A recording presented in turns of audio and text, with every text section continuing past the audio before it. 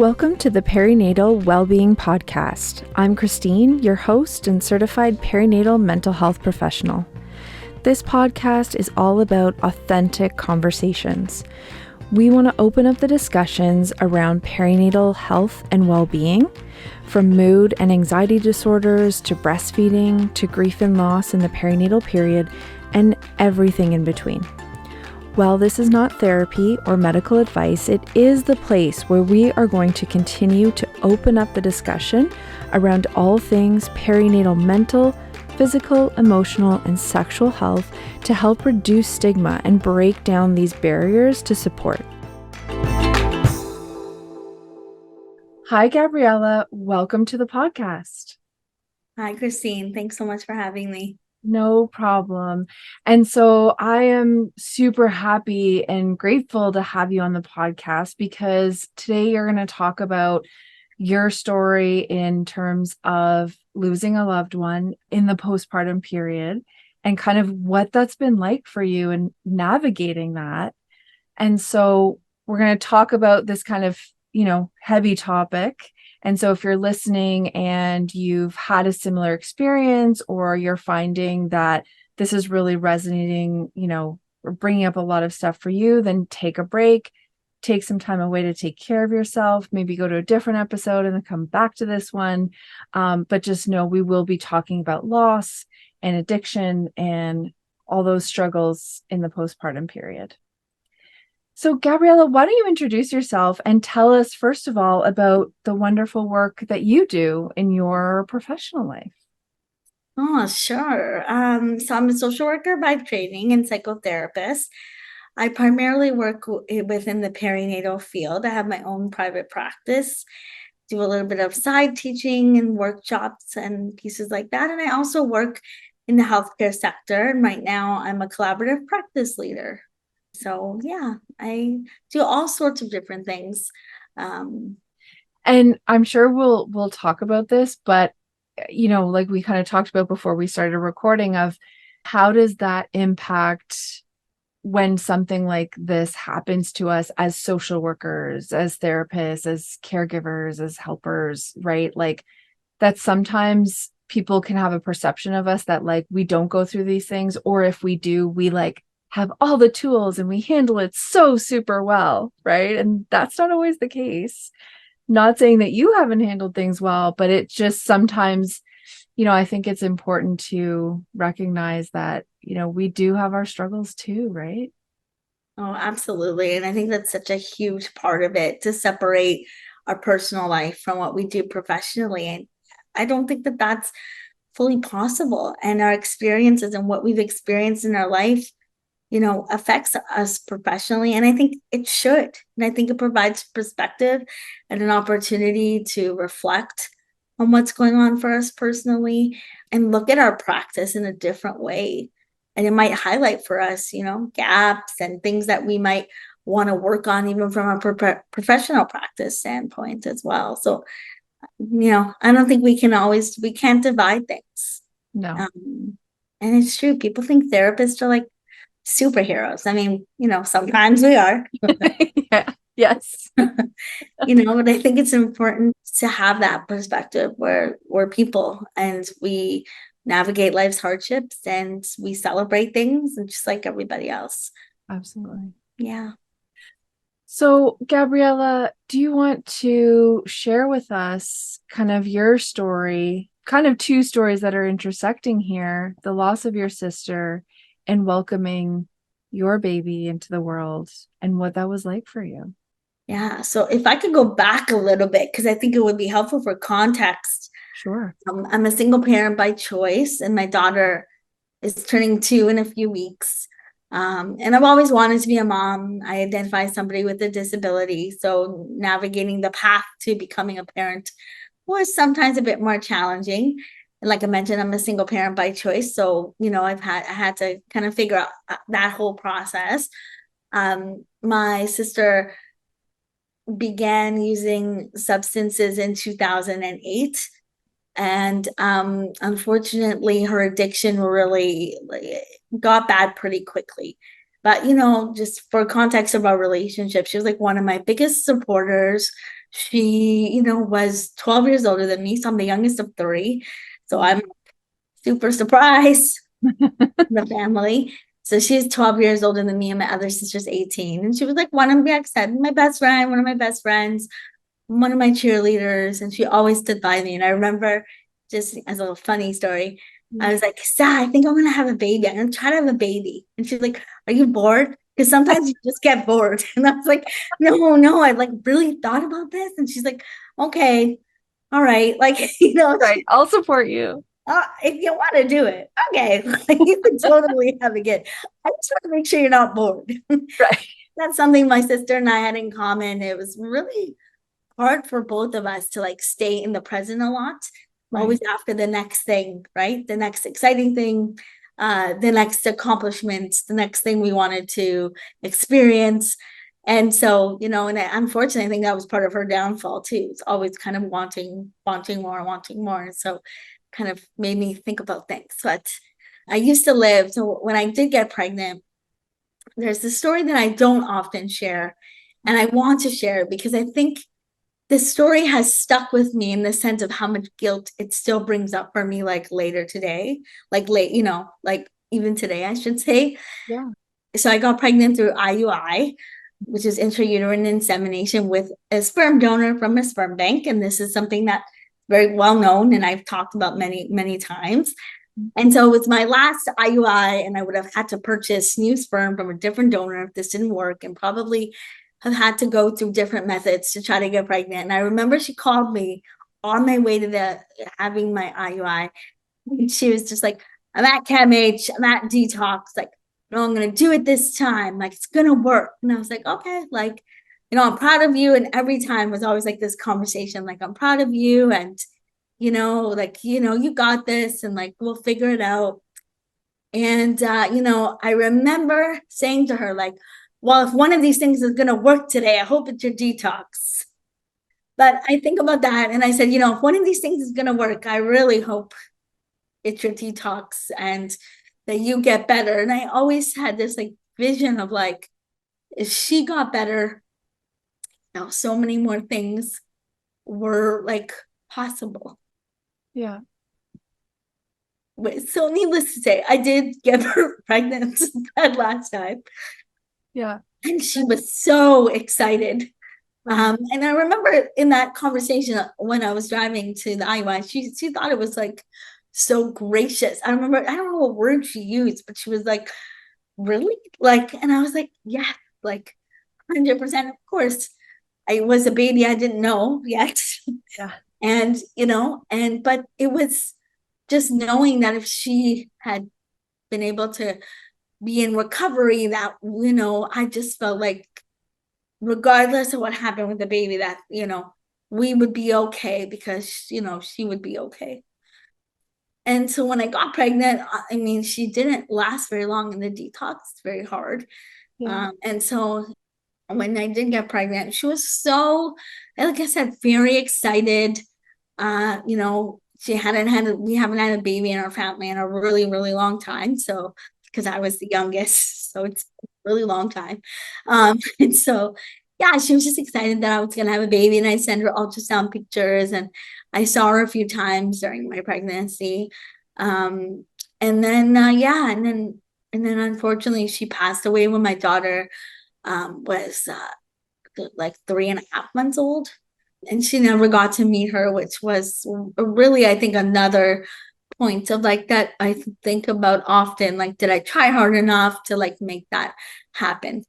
And just think about some of those times and how much the loss of my sister was impacted, or even like before she actually died, those few months, when I had my daughter and she was still alive, how that kind of all played out, and how Yeah. the postpartum period, just, that first year, but also those first few weeks and months, like just the way you're coping. And then something life-changing happens, and how difficult it is to reconcile like all the emotions and feelings that kind of come to a head. There's a lot of layers in there.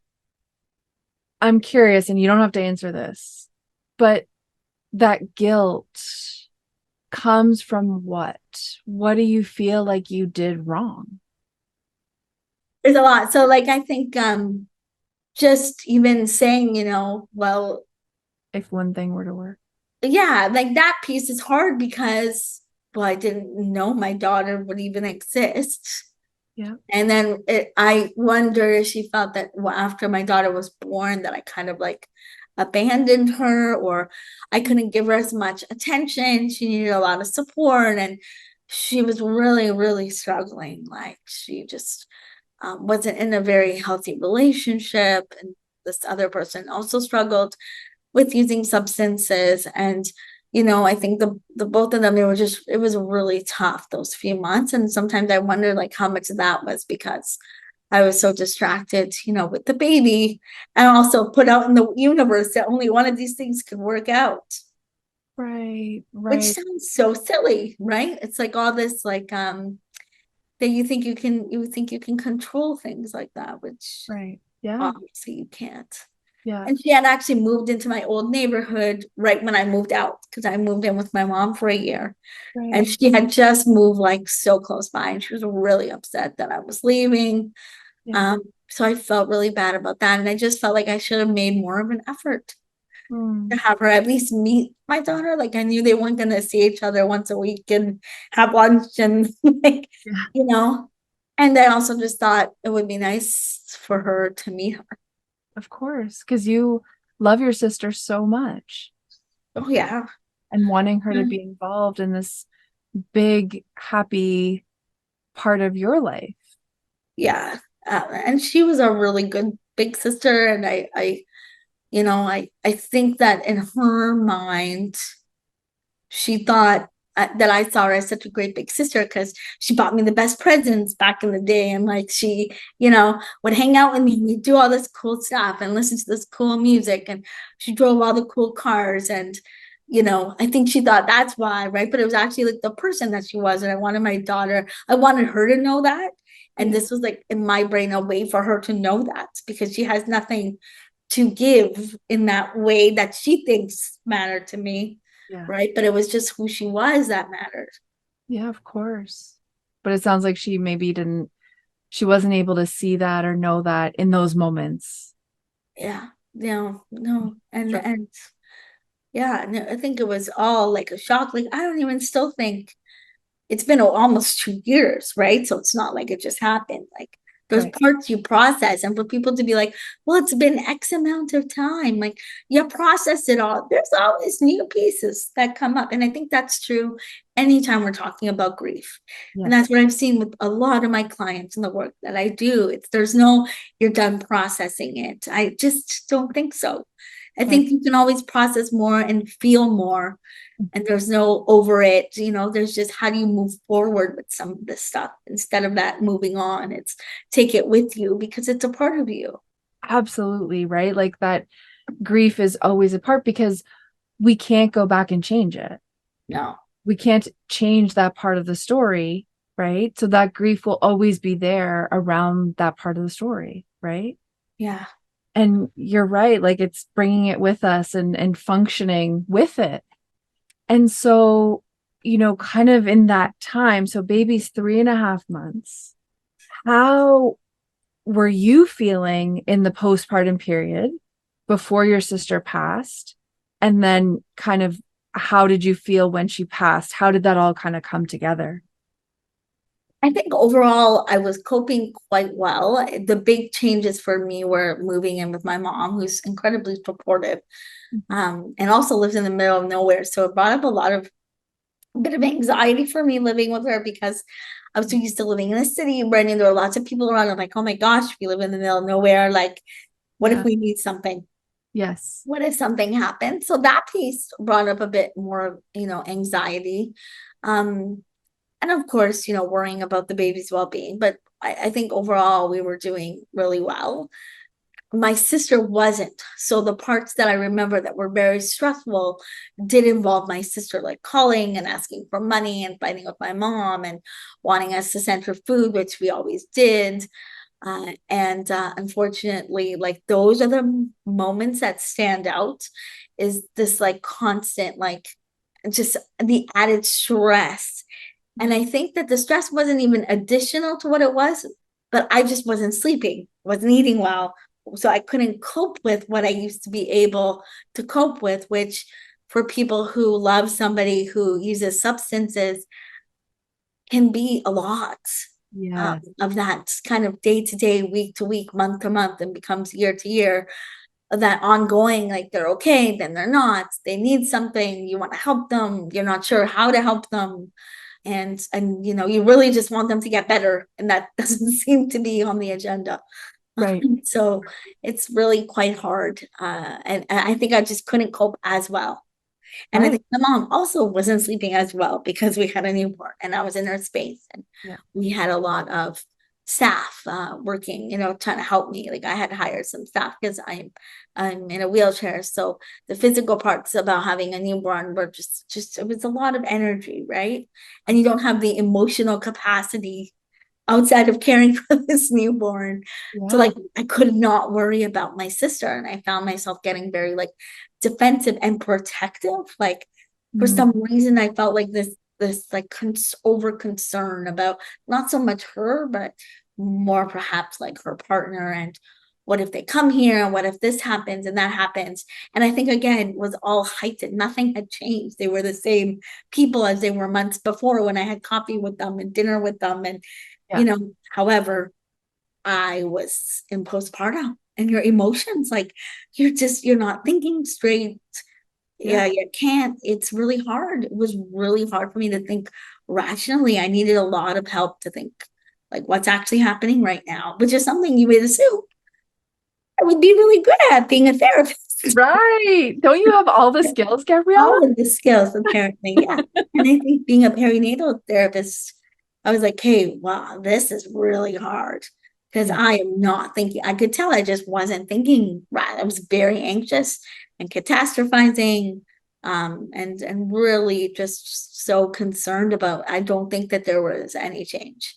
And looking back, I understand a lot more in the moment. It felt so real. Now that was it was really scary. And they were gonna come to my mother's house and I don't, Yeah. and obviously none of that happened. And then, there's also guilt associated with that, Yeah. right? So there's just it's a lot. And then when she died, I mean, I don't even know if it was a surprise. It was a surprise because we talked her the day before. And that also kind of never, this might sound really horrible for me to say, but Okay. I couldn't really envision her getting better and like being in recovery for a substantial amount of time. And even, when she was on methadone, like she would like make so many steps forward and then, something would happen, right? As we would expect. So my Yes. rational brain was thinking of things very statistically throughout her whole struggle with substances, like, I'm a big believer in harm reduction. And so anything she would do in that direction, like Yeah. safe injection sites, and she had a great social worker and like she got a lot of help. I was like all for that. Like Yeah. I, wanted her to be as safe as possible. Yeah. And when she was on methadone or Suboxone, and she did seem to be better, like sounded better, looked better, Yeah. and then it's a struggle. And then it goes back and it seemed to always just get worse and worse every single time. And so I just didn't expect her to get better. I couldn't see that for her. I just felt really bad for my mom to have, we were in her house and also then we found out my sister died and my mom having to go through that piece was really hard. And then the grief related to my sister's death was just compounded by so many things that were related to postpartum, that were related to the fact that I had a disability. And I, it's like, and it started like literally like the day before, like that she said to us, well, the cops might come because unfortunately her partner also passed away like the week before. Right. Okay. And I had said to her, like, and I also feel really bad with this because I don't think I was as compassionate as I probably could have been. Mhm. I did say to my mom, like, I feel like, I should go see her. And my Mm. mom's like, no, we're just gonna Uber her food like that she wants. Like I made her food. Like we'll just Uber. It's snowing. You shouldn't go. What if something happens to you? You have to drive all the way to Scarborough. And I Mhm. was like, man, I just don't feel right. This is gonna be really hard for her. But of course, my mom, again, we were so exhausted from all of these Yes. pieces. Yep. And she's just like, no, you're not going. You have just had a baby. Like, stay home. Your sister will be fine. And I was like, okay, but and she wasn't fine. Yeah. You just remember like she made a comment like, well, the police might come look for me. They don't know where I am.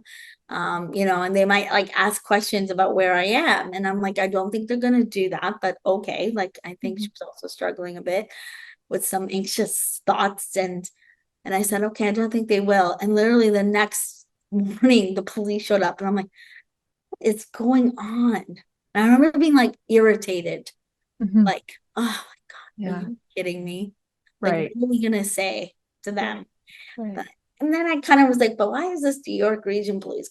That doesn't make sense. And then I was like, something feels weird. And then my mom answered the door because she was like, oh my God, the police are here. Like, you have to like come in the kitchen. I'm like in pajamas Mm. and like, okay, with my attendant and the baby. And they asked my mom to sit down, and I'm like, oh, they're not looking for my sister. Yeah. So it was like really hard on my mom. And like, I just, you want to shield that from her. And I Yeah. think she wanted to like shield it from me Right. Yeah. too. So it was like this kind of, we were trying to like manage each other. Yeah. And also it was like really hard, I think, even for the officer that was there because I have a crying baby who needs to eat. Yeah. And like my mom is hysterical and like, I'm emotional. And my attendant's like, I have no idea what to do because it's Right. awful. Yeah.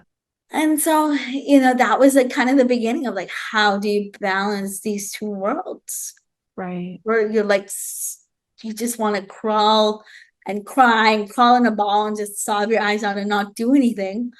Like when my dad died, I had all this, I call it space to grieve. What I Mhm. tell my clients sometimes. Like Yeah. I was, 30, was single, I had a job. I didn't take much time off my job. I actually just started a new job as a perinatal social worker, and he died like 9 days later. Oh, So I wow. took off like a week Yeah. from work. But on the weekends and the evenings, I had all this space Yeah. to breathe and cry and watch sad Feel. things and yeah, just feel whatever was coming up. Yeah. And I had a lot less regrets when my dad died. Like a lot less of that piece was there. A lot less guilt. Like, I knew my dad loved me. I loved him. We weren't mad at each other. And I know that, it's not something to take for granted. And people struggle with their loss of their parents and for so many different reasons. I just felt like in that case, it was very uncomplicated for me and expected. So we were like, he was also very sick, he had cancer for a long time. So it was also very expected that eventually, this may go this way. And when my sister died, there was like no room. It was like suffocate, like all the air was sucked out of my body. And like I couldn't even like breathe. And yet I had to like manage to like take care of this baby. And I'm Right. texting all my other staff to be like, my sister died and like this is happening. And people are like, I'm sorry, was this a typo? Like it was just so confusing because they were all in my mother's house. But so were like, 30 other people for like 3 weeks, Yeah. checking on us and bringing us stuff. And it was a lot. Um, Yeah. and then, of course, the people disappear and you're still left with like, wanting to grieve and also not being really truly able to. Yeah. Yeah. And still like needing support, but like everyone's gone now because like, well, it's been a couple weeks. You're good now. You don't need to eat and you can cook your own food and it's fine. You'll be fine. You have to, and everyone kept saying, oh, but you got to focus on your daughter, which I did a lot of. Right. And it was really hard to hold like how grateful I was. And my mom too would say, like, we know we need to be grateful for the baby. We love the baby. The baby gets a lot Yes. of attention. Yes. Like there, there's no lack of attention there. And my mom Right. really needed that. I honestly do think having us there in the end, I don't think she would have coped. I don't think she really did cope. Right. And I think it would have been a lot harder. It was a nice way to like put your energy, but it was so hard to feel like you had to be grateful all the time. Mm. And also, you weren't really allowed to be sad. Like I had so many people tell me like, you got to focus on your daughter. Like, like she needs you. Your sister wouldn't want you to be really upset. I'm like, she probably would have. Like, let's be real. My sister would have been like, you better be crying. Yeah. Yes. You better be sad. You better be sad. Yes. We had a very chill relationship. So like I would have said, Yeah. Yeah. I know my um, sister. she'd want me to be sad. No. Yeah. But and I got it. But it was like I couldn't imagine like I didn't know how to navigate those two realities where I could be doing tummy time, and Right. then next half an hour be like sobbing in the bathroom hiding. Like, Yeah. Because my sister just died of an overdose. yeah, like Yeah. I don't know. How do we do those things together? Yeah.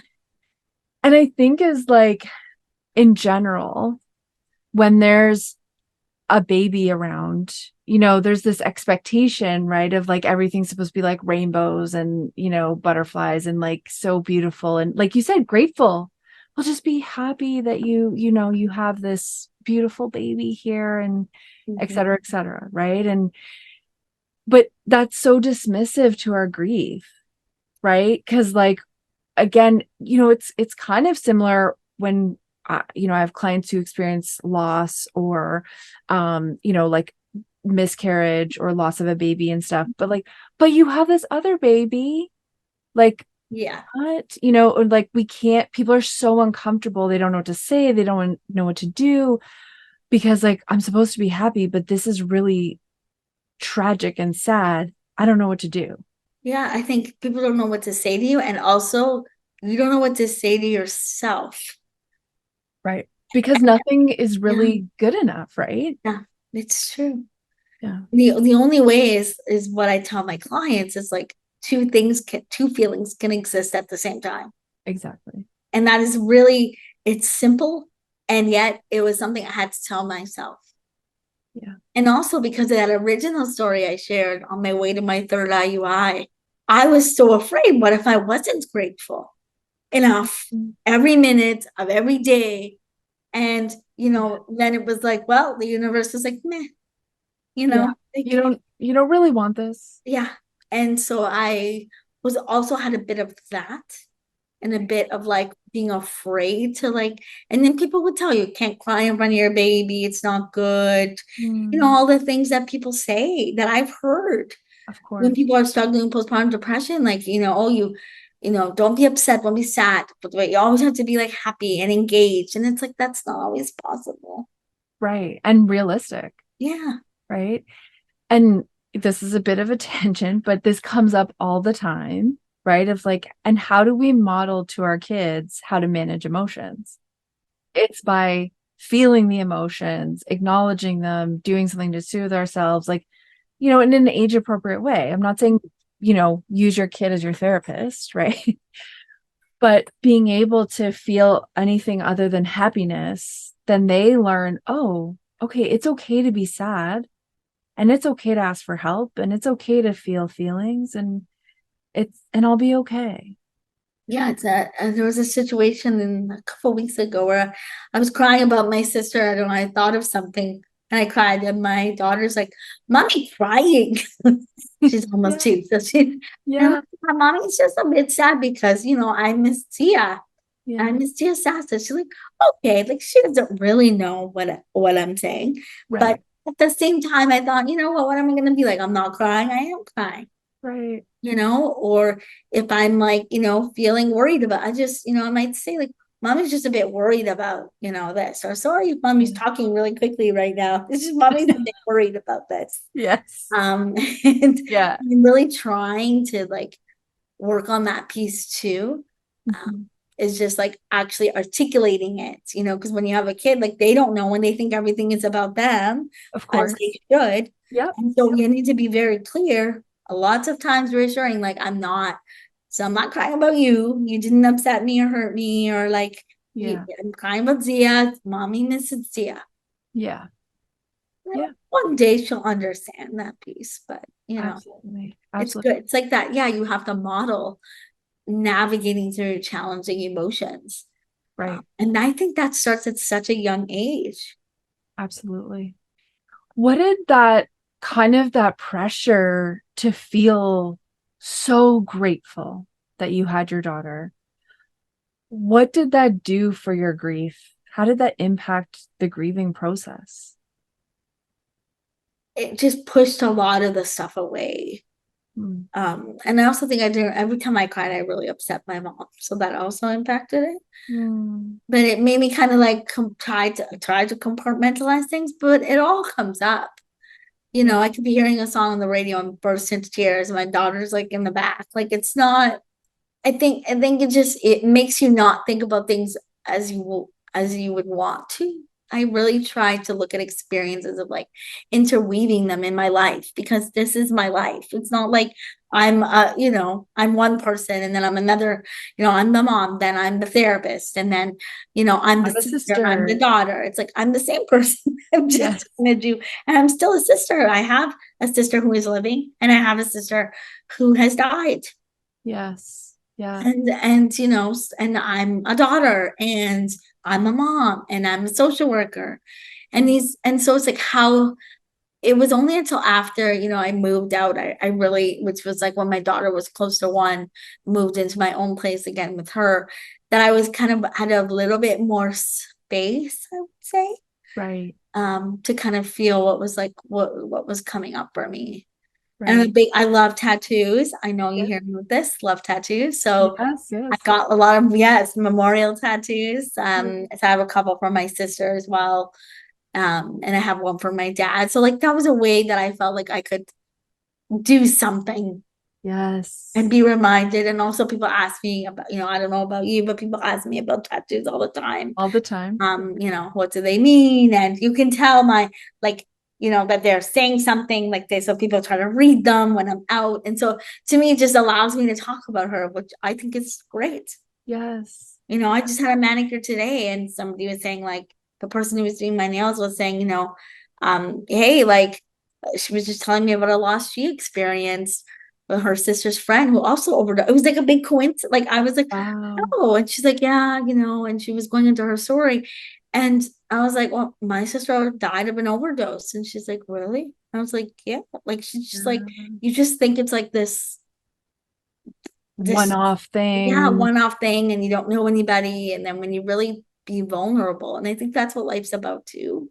Mm. Is some people say, well, you say things so nonchalant, like you just say, oh yeah, she died of an overdose. I'm like, she did, and I'm Yeah. happy to like follow up with that with other things. Right. But if you ask me how she died, that is how she died. Yeah. And for me, it's about being true to like the circumstance, and to me, it's never about shame. Right. There's so much stigma around addiction, Yeah. and it was always about this is my sister, like she's the same sister that would take me places and do all these fun things with me, and Mhm. never thought I was different, was like always trying to say like, you deserve the best, and like you don't ever let someone tell you that you're different from them and that you deserve less because you have a disability. Like she was the one telling me that when I was a little kid, Right. probably one of the only ones that was really standing up for that part of who I was and wanting me to fit in places and have life experiences. And Mhm. so to me, it's like, this is my sister, and that's part of her story too. Yeah. And, Absolutely. and that piece again, back, like, how do we interweave all of these aspects of ourselves? It didn't take away from the person that she was. Yeah. They're all parts of us, right? It's all parts of us, and not one part defines us completely as a human, right? Like her story of addiction and her overdose does not define her and her whole life, Yeah. right? It's a part of her story, right? Just like being a mom doesn't define you, or being a therapist or having a disability is not all of you, right? It's like all the things together that make up Gabriella, Yeah. right? And Yeah. yeah, I hear you, right? Of that, like even thinking about being in the postpartum period, and then, that heightened anxiety kind of, I'm going back a bit, but also to normalize for anyone who's listening. that 100% of parents, however we welcome a baby into the family, this is not just about giving birth, right? But we all will have like a bit of heightened anxiety because, okay, now we're responsible for this little being, right? Yeah. And so anything that is like safety related, even if it's our own safety or baby safety or the environment, we are going to be more heightened around it.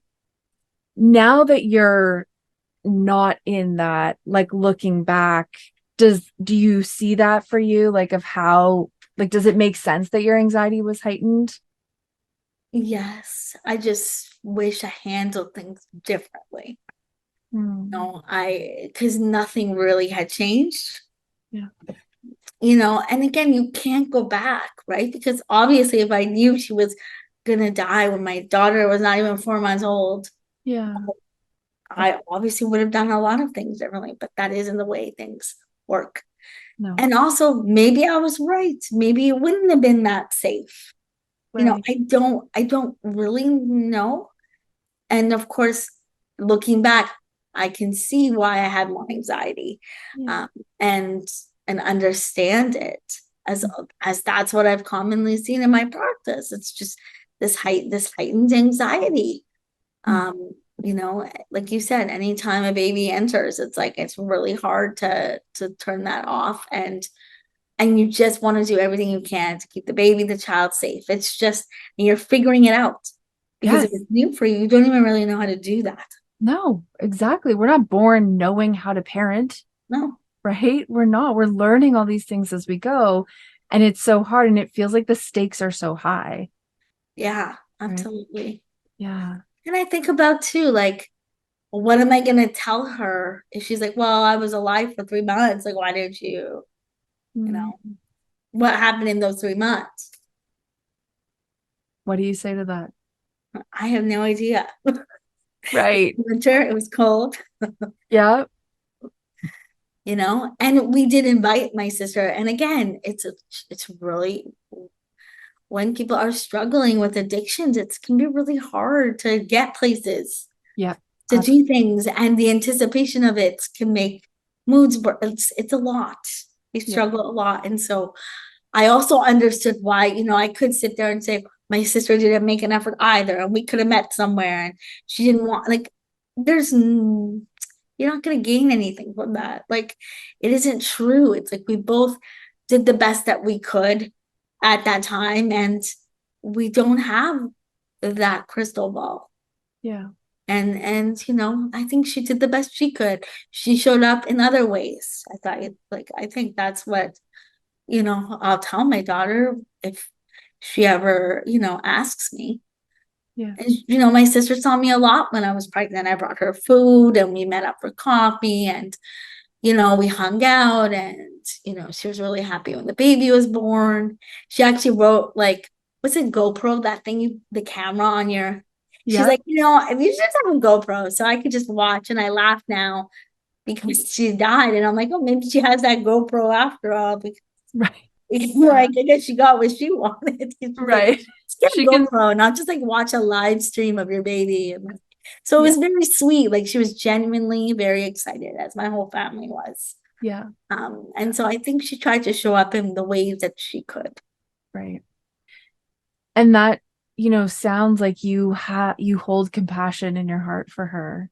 Oh yeah, Can you hold the same compassion for yourself? it's harder. Yeah. But it's the part you kind of brought up earlier. It's like, you're a social worker. Like, I probably should know that I should be holding a bit more compassion for my. There's the magic word, should. you and I think that will come in time. And I think too, reminding myself that, like, it wasn't like she took a turn for the worse in the last, like, things were bad, but they had been bad before.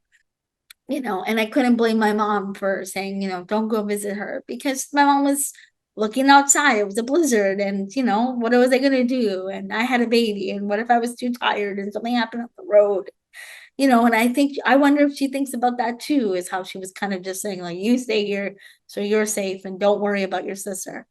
Right. And you never know what people are carrying around. And I think it's like what I tell my clients too is like we can find compassion for ourselves, and sometimes it takes longer to do that.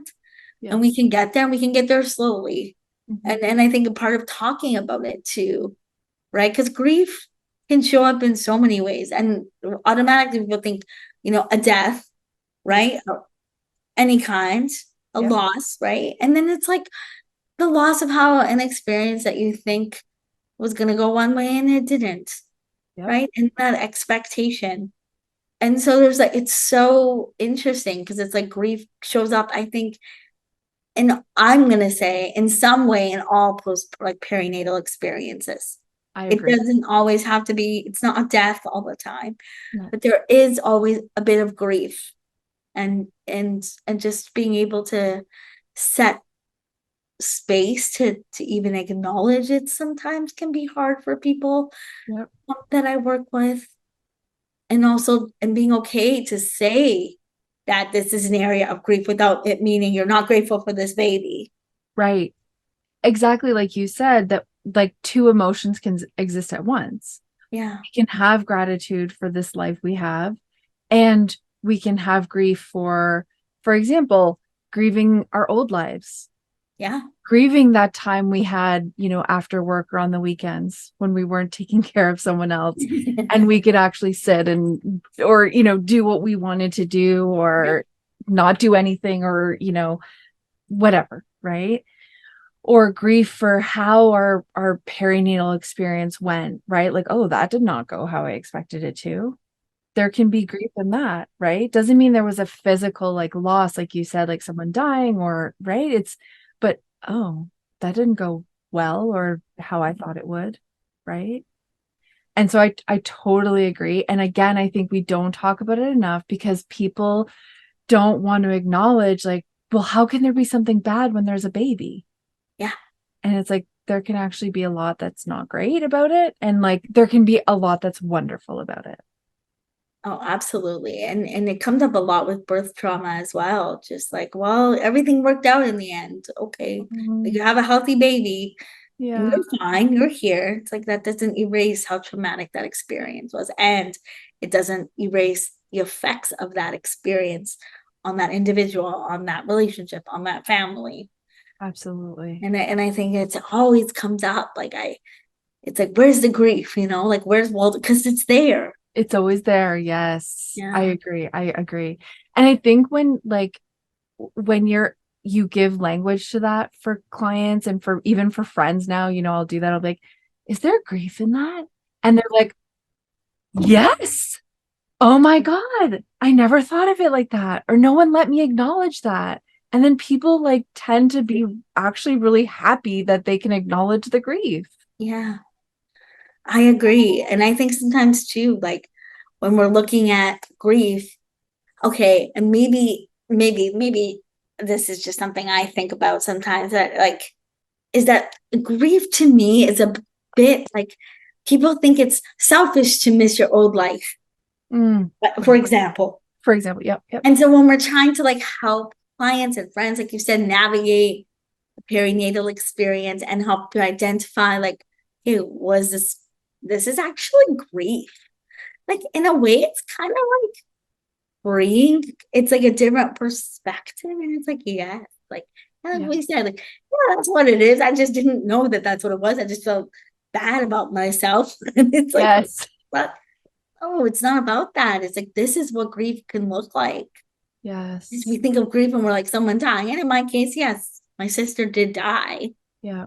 But grief shows up in all sorts of ways. And just because my sister died doesn't mean I didn't have any other grief That's right. in my perinatal experience, also. Right. It Right. was one part of it. And is it okay for you to share, what some of those things were that you grieved related to your perinatal experience? Definitely. And it was something I could expect, and also it had much more of an impact on me than I thought it would. I could expect it. And I think about definitely because I have a physical disability, a lot of the physical tasks still now are a little challenging for me. And as she gets older, I'm expecting those pieces hopefully to get less and less.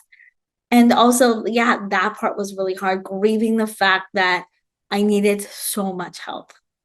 And I wish I could just do it alone. And I still, like, I've always had attendants, which is the term that I use for individuals who help. I call it like just people with disabilities live their lives. So they help with personal care and they might help with errands and sometimes they're like your hand to help you do things you can't do for yourself. And so I've always had help, and it never affected me as much as it did. Not when I was pregnant. As soon as I had the baby and I gave birth, and I was like, oh dear, like it came up and it continuously still comes up that I wish I could just sometimes just go and do something with her by ourselves, and it is getting easier. Like now things are a lot, they're better because she's walking and she kind of can follow, simple directions Yes. when she wants to. And so Right. When she feels like it. yeah, when she feels like it. She's, that age. But, that part still has been a huge point of grief. And the fact that I have a lot more people around me than I ever did before, because when she's here, that's when I need the help. Right. Right. So even grieving that piece, like not Yeah. having as much privacy. And it's not even about her. And people will say, well, you have a kid, you have no privacy. I'm like, it actually has nothing to do with her. It has all to do with these other people that have to be in our house. I Right. am fine to never go pee without a toddler. Right. That part, even pee without help. I'll be honest, I've always had help with these things. The truth Right. is, it's the other stuff. It's like, I can't have a conversation. Like, we're eating dinner. There's someone there because someone had to help me make dinner for us. Right. Bath time, there's someone there. Like, Yeah. so I'm now, instead of fighting against that, because it's the way it is and it's the way it has been, it Yeah. just had less of an impact on me before. Right. I just started to think, like, where are opportunities where I can have more one-on-one time with her? Yeah. And where are opportunities, like, I'm a part of everything, but where are opportunities that I could do more things on my own or plan in advance enough something so I could have that time. But there is so much grief in that. Mm-hmm. Like, it comes up all the time for me. Right. And sometimes I struggle with that but when I bring it back to grief, it somehow allows me to like feel it and then like, okay, I'm gonna have to move forward with it because this is a reality. Right. Right. It just is. I can't get her out Yeah. of the car. I need help to get her out of the car. Right. It's not gonna change It is what for it the is. time being. Right. And I think like that we can use radical acceptance as a skill. Yeah. Like, okay, I'm radically accepting that this is how it is. Like this is the situation. I'm a parent with a disability and I need a lot of physical support to parent and help parent my daughter. Yeah. And I can still feel a way about that. I can still grieve that. I can still feel sad about that, even though I'm accepting it and moving forward with it, right? Like you said, giving yourself those times where it really hits you and you're like, okay, here's the grief, and I'm gonna feel it and I'm gonna sit with it. Yeah. Yeah. And that's all you can do. Right.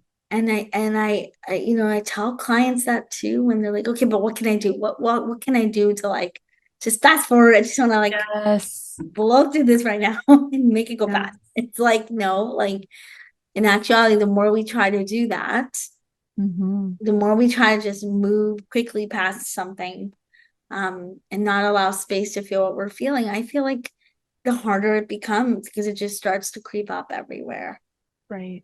And I've had to grieve a lot, like other things related to having staff with the baby as well. And, it was a different dynamic. Like I had never had so many people around. It was really hard to find staff. So the mechanisms I was using to locate people to help me weren't working. And things happened that had never happened before. And I've been like hiring my own staff for almost 10 years. Right. And I was like, wow, like, why is this all kind of happening? It all kind of coincided with my sister dying, and like Mm. some things went missing in my mom's house, and, some valuable and very sentimental things. And it Right. was, like, how do you get over that mistrust? Like, I've never not trusted the people that have helped me.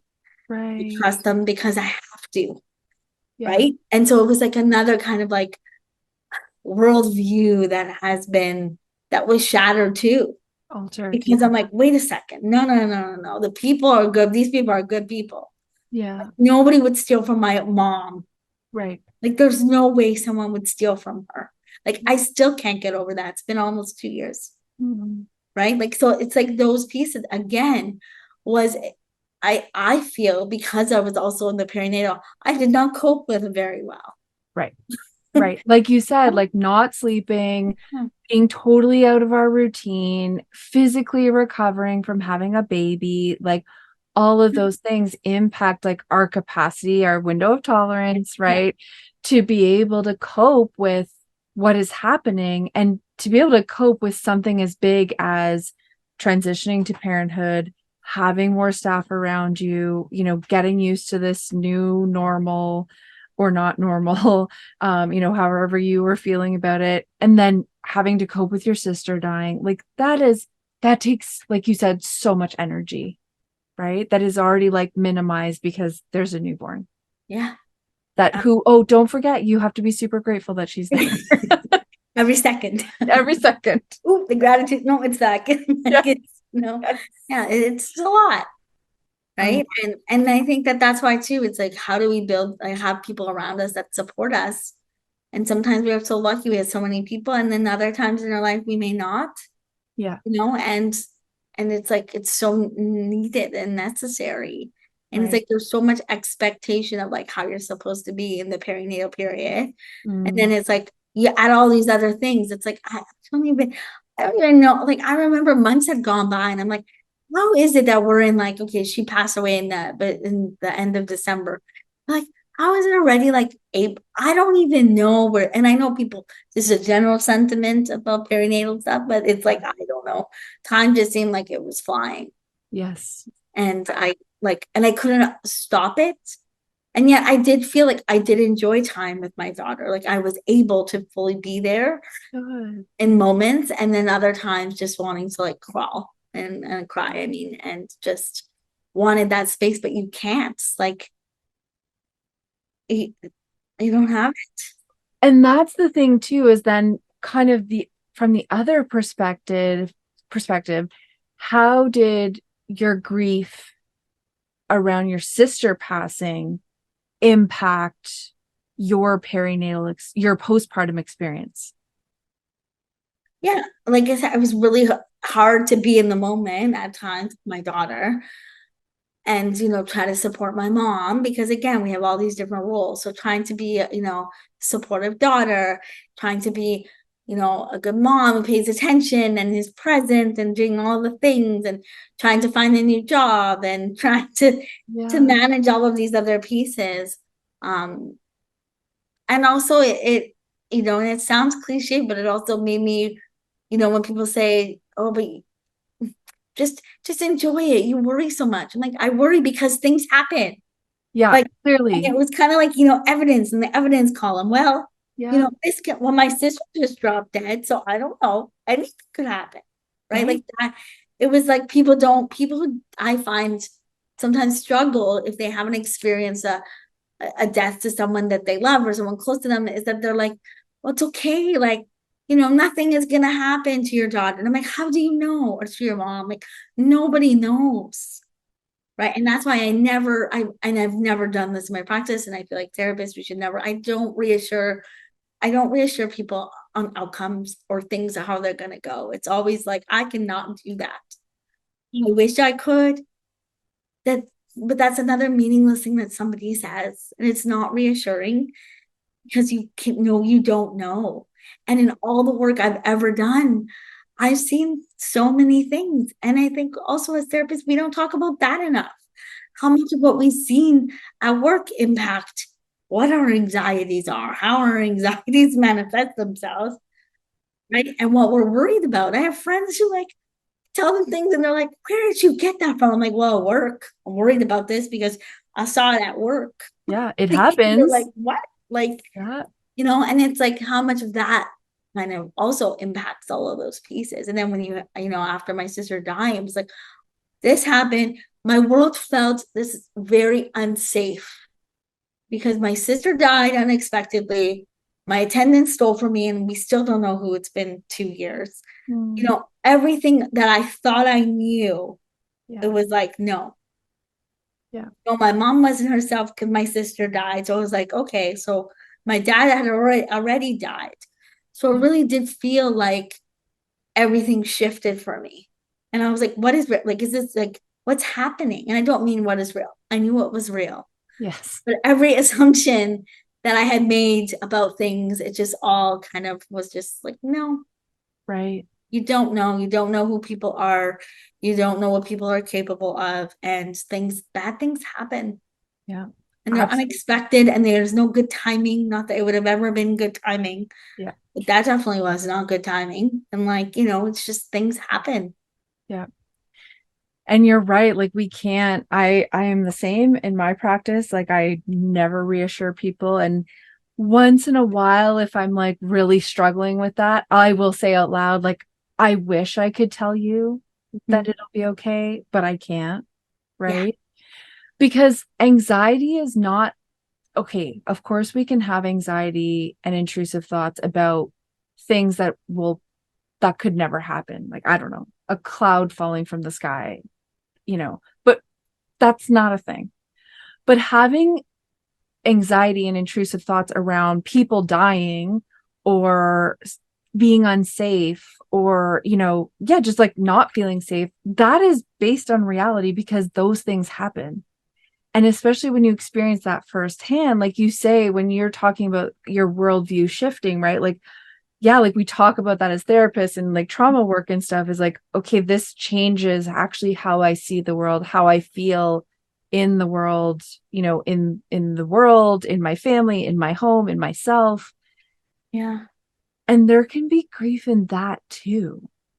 Oh, yes. Oh, Lots. yeah, like grieving the loss of that feeling of safety or believing or trusting in the world or the people around me, right? Trusting that I'll be okay. When we have a shift in that, there can be grief in that too, right?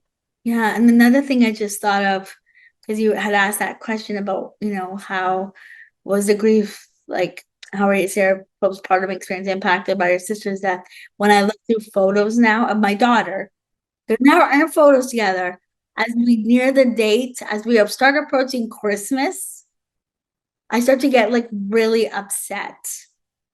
And I realized like, and not just like if I'm going back, in our first Christmas, if I'm looking through photos, trying to find something, or just, sometimes I look at her pictures and I could see I start to feel nervous, like anxious. So it's like before my sister died and after my sister died, before the ring was stolen and after the ring was stolen. Like they literally are on the same timeline. And for me, and it sounds so silly, it's a ring, right? But it was something my dad gave my mom. And he never bought her anything, right? And my mom's trust was shifted. So it's like everything kind of came all at one time. My mom looked for the ring on the day of my sister's funeral and couldn't find it. So together, these two, and like we couldn't deal with the ring in that moment. And also we were like, but where does this from? Like it was so much for my brain and my heart to like cope with. And I can see like how it feels in my body, even going through pictures of my daughter who like was seemingly unaffected by like, the photos, there's Christmas, we get, then my sister died, right? Like we get, and then I start to feel really sick and anxious all over again. And like all I remember is all of like the things that happened in that time frame.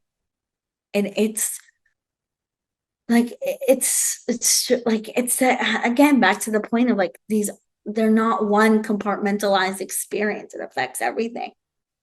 And then it's like your memory in your head and your heart, and then how your body responds to things. Yes. And did you notice the following Christmas, or even coming into winter, snow, colder weather, did you notice a shift in your mood or even like what your body was holding? I definitely did. It was different because I lived already on my own. Yeah. the year after. So I Yep. wasn't in the same space, Same house. yeah, right? Because my mom still lives there, but I wasn't living there. And so like there was a bit more of like distance. But when I was at my mom's around the holidays or like at New Year's, I really felt it. Right. So it's kind of like that environment. Yeah. Right. No, and every so often, like I'll still have like you get these, yeah, these intrusive thoughts around like, oh, well, who did take the ring? Or, oh, what if I said this to my sister instead? Or like you start to like, then you start panicking. What if this happens now? Because, you'll have this like terrible thought about what could happen Yeah. um, based on what has happened, right? Yes. And Yeah. then it's like, and this is something I hear with my clients all the time. It's like, you don't even know this is like your intuition. Like now I'm completely thrown off. Like, is this my intuition about somebody, or is this because this other thing happened and now I don't trust my staff? Like, Yeah. am I worried about my daughter's safety right now with me? Like, not with me, but like, I'm like, oh my gosh, something bad's gonna happen. Like, what if this happens? What if this happens? Is that because my sister died unexpectedly? Like I don't know anymore. And I think that that's part of like, it's a sign for me. It's like you need to kind of take that step back and also like spend more time reflecting. Do you feel like it, like being in that grief or like those unexpected things that again can bring future anxiety, does it pull you away from trusting yourself? Yes, because I feel like I worry about stuff all the time and then it doesn't happen. And then, Right. not that I want it to happen, but it's, yeah. Or it can become extra vigilant. That's the word. I definitely Yes. feel like, Hypervigilant. yeah, hypervigilance and just, like, oh, am I worried about this because it's something I should worry about? Which is Right, right. Or very am I, common. Yeah. yeah, or am I just feeling high anxiety? Yeah. Right, right. And I agree. I believe that like if we experience something like that or like a PMAD, like a Yeah. perinatal mood Yeah. or anxiety disorder, I find that takes people away from themselves, right? Because we're in that part. And then we're not able to trust ourselves as much. And there can be grief in that too, because Yeah. I will say for me, there was grief in that because I had two kids and I was like, I am not a perfect parent by any means, but I'm the best parent to these kids. Half the time I don't know what I'm doing, but I'll figure it out, kind of like go with the flow type of mom. And then I have my third, like, oh, it's your third, you got this. And then I had postpartum anxiety. And that was the first time I ever experienced doubt about my parenting. Like, I was like, well, actually, I can't be a mom to this kid because I can't breastfeed him and it's not going well. And da da da da da. That after the fact, when I started recovering, felt like grief because I never mistrusted myself before that. And so I was sad about that I had that part of me that didn't trust me as a parent. That's hard. Yeah, it's so hard. It's hard, but you articulated it so nicely though, because it's true. It's like it's because yeah, it really does bring back like it's really about like you don't trust yourself, Yeah. right? Or it's harder to trust yourself. I wouldn't say Harder. don't, Yeah. but it's harder to trust myself. It's like, and I find there's more and more of that happening. Yeah. And I think it's again part of the fact that, it's not coming up in other circumstances, let's say. And it's the impact of that, like that loss with all these other factors. Yes. Because if my anxiety was really heightened, right? Like you don't know how that loss is going to like make the impact on your brain and how you're thinking of things. That's right. So maybe if it had occurred at a different time in my life, yes, I would have been devastated. And Mhm. yes, it may still been traumatic, but maybe the impact would have been a bit different. I Right. don't know. I don't really know. But it's just something I think about sometimes. Is like, or even somebody taking something from me or stealing something. Like, would that have been different if we didn't find out on my sister's funeral and I wasn't so scrapped for staff that I was making like, okay, sure, you want to work here? Okay, great. Like, I need Right. help, right? Like Yeah. the Yeah. decisions. And so, Well, yeah, and I think that speaks to vulnerability, Yeah. right? Like when you're in that type of position, you're really vulnerable, right? When we're in the postpartum period, it's like, I feel like that can be one of the most vulnerable times just because we're physically, mentally, emotionally recovering from this big thing. And that's really hard. And yeah, we don't have as much capacity to cope and deal with. And yeah, things can impact us in much bigger or different ways than, like you said, if she had passed away when you didn't have a 3.5-month-old baby, right? Yeah, Mhm. you might have been able to cope a little differently with that. Yeah. I wonder that sometimes. Yeah. Because and I wonder not you can't change it. Yeah. I think it's also an opportunity for me to have a bit more compassion for myself, right? It's just Yeah. to be like, well, of course, all this sort of made you feel this way about, the world and stuff because look, when your sister died, right? Like, of Yeah. course, it impacted your worldview because she died. And you were, 3.5 months postpartum, and there were so many feelings wrapped up in that, and maybe it would have looked different if it happened at a different time in my life. Right.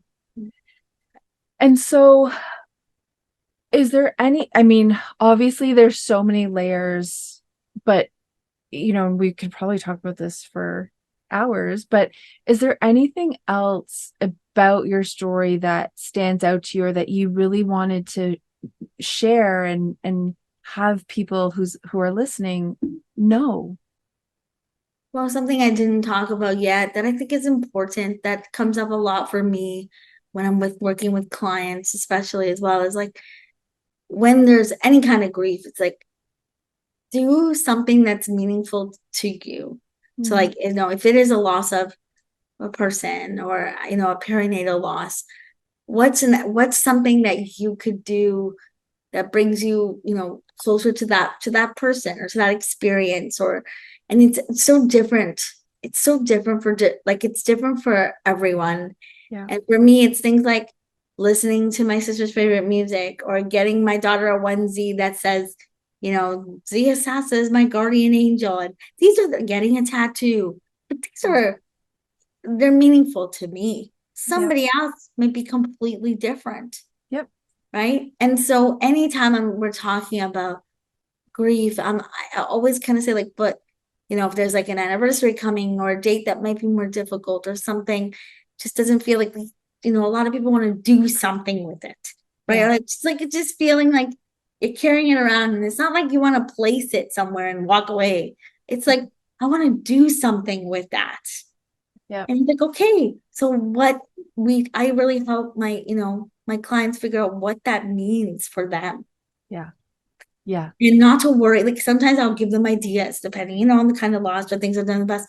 And I say, it can be none of those things. This is Mhm. just some things that my other clients may have done that was meaningful to them. Yeah. But what's important to you? What could you do that would bring you closer to either that experience or that person? And, what would it look like? And it doesn't have to be the same year after year. It could be, or it doesn't have to be the same thing that you would do in another situation of loss or grief. It could be something completely different. Right.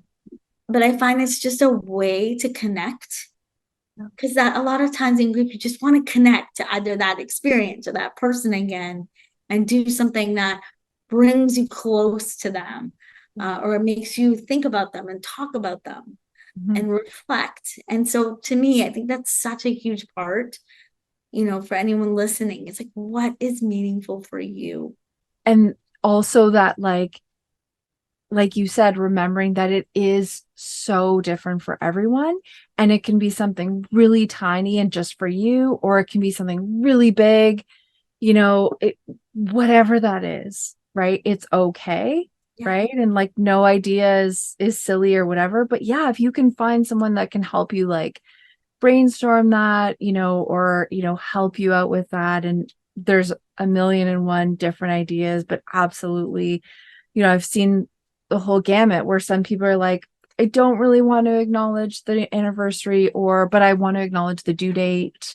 Yeah. Or let's say if it was a pregnancy loss, or we still celebrate that person, like our grandfather's birthday, and we still have cake on that day, or like whatever Yeah. that is for people, or yeah, a tattoo, or writing letters, or any type of commemoration type of thing. And those rituals, those grief rituals, I think for humans are helpful because that helps us to make meaning, Mhm, right? mhm. And that's what we do as humans, right? And another thing too, and I also say this a lot to my clients and say this to myself, you might be able to say, oh, this day or this moment's going to be really challenging for me and I'm going to expect it. I find with grief, it's like, it's a surprise. You Yes. don't know when it's going to wash over you. And like, I was expecting to be sad on her birthday. Like, I was not expecting to be sad on some random Tuesday Right. going to Starbucks and be crying at Starbucks. Yeah. Right. Like, and Yeah. so it's about that, like, being gracious with yourself and giving yourself that space. That grief, it doesn't work on a schedule, Yeah. right? And you can't predict it. Maybe you can in certain circumstances and prepare for it, like returning to work, after a perinatal loss, and when you weren't supposed to be returning at that point. And so, and what you're going to say to people, I think there's aspects of things we can prepare for and plan for and talk about, and then also leaving space for the unexpected, the person at the grocery line that asks you how many kids you have and you don't know if how you're supposed to answer that, Yeah. you know and just examples, right? And it can just be really hard that it can kind of take over, and come out of nowhere, it seems, right? And it's just about embracing that piece of it. That's what has worked for me, is embracing the fact that it's gonna come out of nowhere. When my dad died, I used to cry at Home Depot. Right. Yeah. Like, Yeah. because I was like, I don't even need to come here if he was alive. And like, Yeah. Yes. Yeah. Now I have to come here. Yes. now I have to go to Home Depot. Yes. Yeah. I Thanks, can't Dad. believe this. Yes. Yeah. This is not fair. Yes. It's stuff like that, right? That it's like, I didn't Totally. think I'd cry at Home Depot. Now I'm the lady crying at Home Depot. It's fine. It's totally fine. Yes. Yes. And again, if you want to share, if you don't, that's okay. But do you want to share, how any grief rituals that you've done for your sister to keep you Yeah, I mean, connected? I don't know about Richard, but actually I got tattoos. I got my Yes. daughter onesies. Lovely. I bought her thing, like I picked out her flowers. So she's in a mausoleum near my dad, Yeah. like in the same aisle, but across the way. And we always joked that he could like keep an eye on her. It's much easier to do so. Yes. 'Cause, Yeah. and even the flowers I picked out, like they're non-traditional. There's like black, like roses mixed with like dark purple, but they're very her. Right? And black happens, like black balloons are like the symbol for overdose awareness. Yeah. And so, but it was like, we were like, why don't you pick bright colors? I'm like, this is not my sister. My sister was like, we're black nail polish and had like dark purple and browns. And like, Yeah. I'm not gonna put pink flowers there. Like, it's just, Right. She's not you going to be know, happy about that. no. So I'm Yeah. like, to me, that's what I got to pick what was on the writing. It's like one of our favorite quotes. Yeah. Um, and even for my dad too, like I picked, like instead of writing father, I made them write daddy. Like it was my only request. And so, Yeah. I was like, okay, so I won a couple battles there. But Yeah. even buying things, for her, toner, the thing with the writing on it, Yeah. uh, picking, her kids picked her picture. She has adult daughters, and they picked her picture. They were obviously okay with everything. They love the quote and they love the flowers, and because they also know that that's who their mom was, and like, Yeah. oh please, like she does not like pink flowers. We're not gonna do that. So I would send them pictures and be like, "Do you guys like this? Is this okay?" And they'd be like, "Yeah." Right. And I got her old license plate on her car was like a personalized plate, so I got her like a mini version. I'm gonna hang it there, and you Nice. can have those pieces there. So I do those things, and I blast her favorite music in the car all the time. Love it. And it's really, it helps me. That's what I like to do. Yeah. Yeah. And it's like so meaningful to me that if someone told me to do something else that wasn't, like, that's why I really try to be like, this is what I heard my clients do, but Yeah. Yeah. It's that may not important. work for you. And that's Yeah. okay. You can even the freedom to try it. And if it doesn't feel genuine, like, you Yeah. know, you don't have to do it Yeah. again. Like you could try something because maybe you're not a journal person, Right. but you want to try. But if it doesn't, like sit well with you, just feel kind of like this isn't me. It's not resounding with me. This isn't who I am. Don't do it. Yeah. Move on. We'll try something new. Right. It's Yeah. okay. Yeah. I love that. And even like sometimes this picture of grief of like, we have to be crying all the time. How can you be like so happy when there's so much grief? Right. But then for you, there was kind of that opposite of like, well, but you just had a baby. So you have to be super grateful. Don't cry. Mhm. Right. Because you don't Mhm. want to like damage your baby. Right. You don't want to hurt her and, Mhm. make her have to go to therapy. Because as parents, that's Therapy is terrible. yeah, it's awful. Yeah. I'm already like, I joke that like I don't worry, will my kids have to go to therapy? I'm like, I know they will. It's just like for what will they need to go for? I'll just start saving now, right? Exactly. Yeah. Right. And even normalizing that piece too. And just Yeah. normalizing all the parts of grief and Yeah. and I have pictures of my sister in my office, and people are always very confused. Like, who is this beautiful lady? I'm like, oh, it's my sister. That's nice to have a picture of your sister in your office. I'm like, oh, it's because she passed away. I'm Right. like, oh, okay. I'm like, yeah, she died. And even that, to me, that's important. Like I have another picture of us I have two of her. But one is when I was like 6 years old and we are at the zoo and she's smiling at me happy. I can email it to you. It's a great picture. Yeah. She looks so happy and just so much like herself. Remember, so if I was 6, she was 12 years older, right? So, Right. she was just so happy with me and there. And like that's how I want to remember her. You should see how people are so confused when they come in my office. They're like, I'm just okay, sure. This is Right. your Right. sister. Like, because they're like, and she was beautiful. She is beautiful. She was beautiful. And so we're Yeah. always like, she's gorgeous. Who is this person? I'm like, it's my sister. Yeah. Why Yeah. is this a long conversation? But like, I don't care. This is what's important to me, That's right. That's right. right? Yeah. And even on the thing when you're driving, where the sun visor, I have her a card from the funeral home Yeah. there, showing her picture. These are things that are important to me. That's That's what right. I do. Yeah, absolutely. Thank you so much for sharing that with me, Gabriella, Thank and you. on the podcast. And I have one last question for you. Yes, sorry, go ahead. What is your favorite memory of your sister?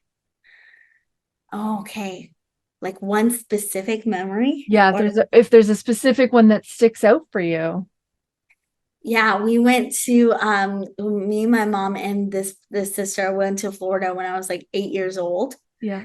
And even though we were in Florida, we're Italian, and I begged to go to this Italian restaurant, right? But it wasn't a legit Italian restaurant, but like I didn't know. Right, of And my course. sister was like, I don't know why we came to Florida. You to want to go to an Italian restaurant, like mommy like cooks all the time, and like Right. I don't understand it. Yeah. And I just remember like ordering spaghetti and meatballs because I thought they were going to be delicious and they were not. And Right. so we did not eat them. Right.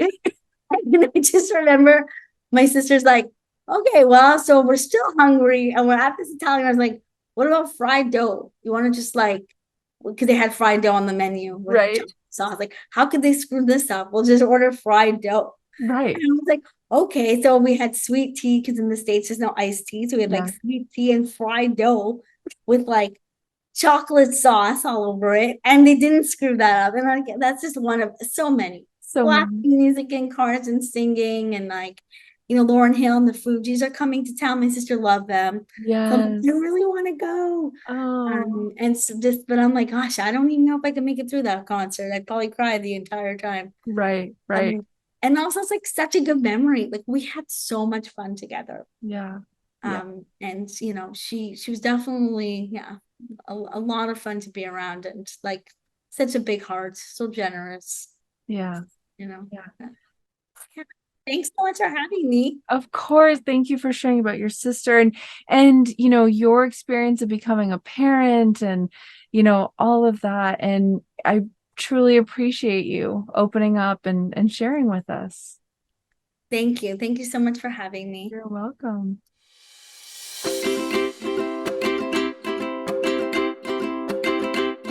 Thank you so much for listening to this episode. please share this podcast with any of your friends or family members who may benefit from it. If you feel you are experiencing any of the symptoms or issues that we discussed today, please reach out to any one of your supports or go to perinatalwellbeing.ca for more information, blog posts, podcast episodes, and ways to connect with us. Check out our new episode every other Monday.